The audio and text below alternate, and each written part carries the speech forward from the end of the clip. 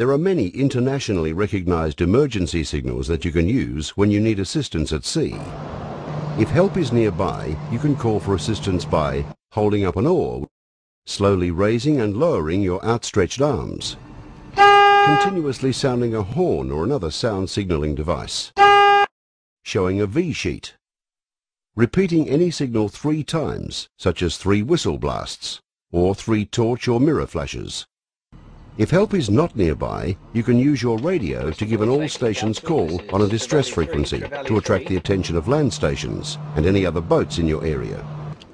If the emergency is serious, you can set off the appropriate handheld distress flare. Or if you're in a life-threatening situation, you can activate your emergency position indicating radio beacon, or EPIRB for short. A mobile phone can sometimes help you report your plight, but never rely on mobile phones. They're often out of range and batteries can go flat at a crucial time. Handheld distress flares are a visual way of raising the alarm and pinpointing your position to rescuers when they're within sight of the signal being used.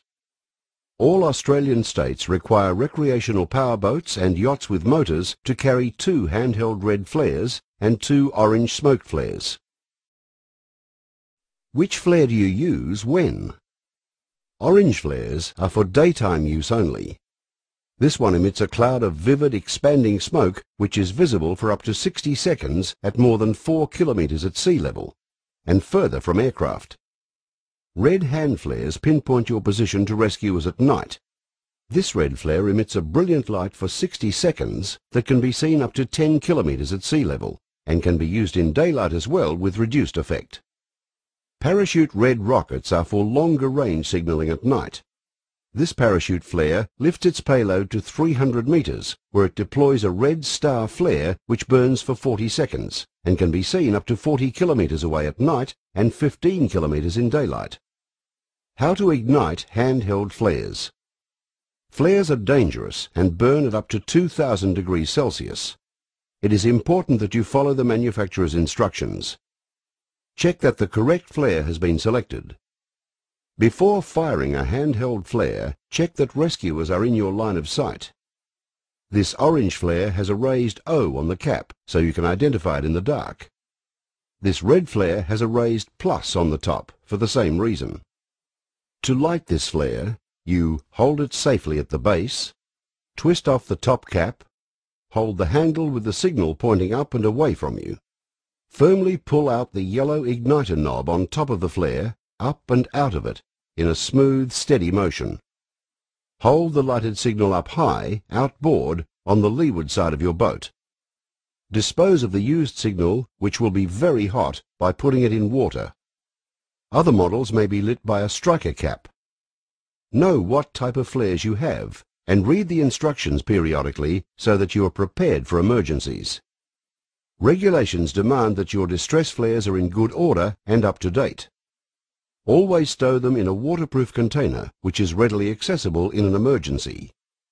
Pyrotechnic flares expire after 3 years, so it is important to check your expiry date every year.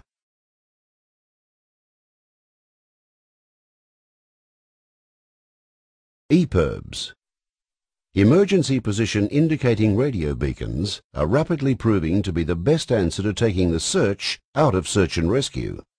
Throughout the world, EPIRBs, as they're called, have had a major impact on reducing the time it takes to effect rescues from days to just hours.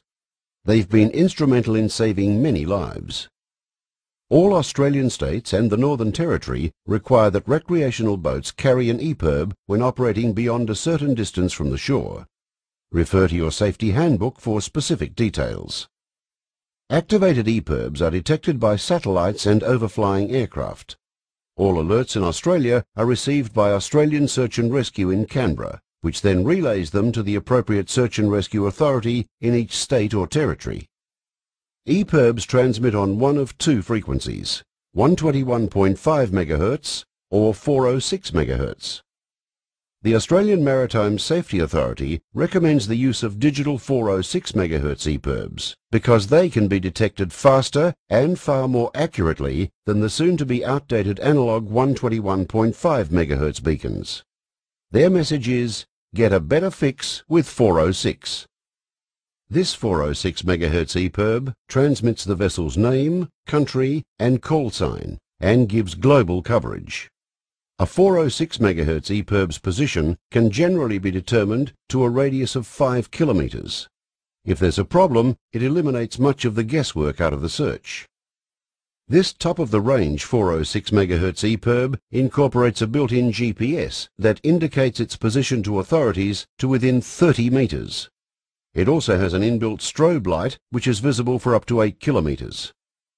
This 121.5 MHz EPIRB is for coastal navigation. Its position can generally be determined to a radius of 20 kilometers. From February 2009, the satellite system will no longer process the 121.5 MHz frequency. Therefore, the safety authorities suggest that 121.5 MHz beacons are replaced by the more accurate 406 digital beacons well beforehand. For more information, you can contact the Australian Maritime Safety Authority.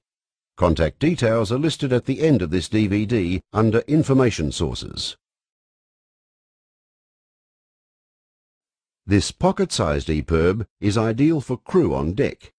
It can be carried in a pocket or hung around the neck, and is a second EPIRB in the life raft.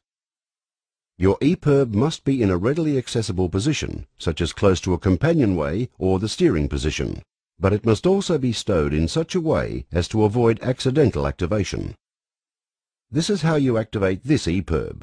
Attach the line to your boat, extend the aerial, turn on the switch, undo the line, allow it to float free. EPIRBs have expiry dates. Test your battery regularly, at least once a month, and have it replaced before it expires. An EPIRB should only be activated in situations where human life is in grave and imminent danger.